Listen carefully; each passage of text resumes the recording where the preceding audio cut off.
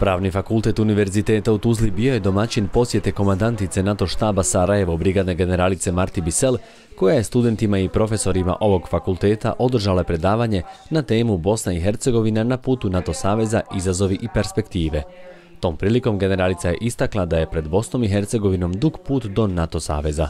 To je izuzetno za nas čast i zadovoljstvo, posebno za studente, što se moglo i vidjeti njihovim prisustvom na tribini, kao i peticiji, jednodušnoj podršci prijemu Bosne i Hercegovine u NATO. Ovo je vrlo interesantno predavanje, prvo predavanje, a onda interaktivni razgovori sa vrlo kvalitetnim pitanjima i odgovorima i mislim da je obogatilo znanje naših studenata Pravnog fakulteta kada je u pitanju NATO savez, odnosno sigurnost Bosne i Hercegovine.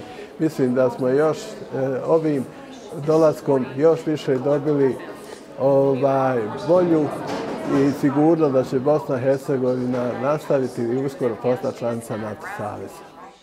Jedan od glavnih razloga zbog kojih bi Bosna i Hercegovina trebala postati članica NATO-a je efikasan i ekonomičan sistem odbrane, navela je Bisel, ističući Crnu Goru i Sjevernu Makedoniju kao primjer zemalja koje su uradile mnogo toga kako bi dokazale da su spremne za ulazak u NATO savez, te su dobile poziv da postanu punopravne članice.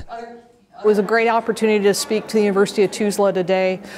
It is always important to have a good dialogue and educate those individuals who are interested in NATO and NATO accession. And it was a great opportunity to articulate some of the challenges as well as some of the background and myths of joining NATO.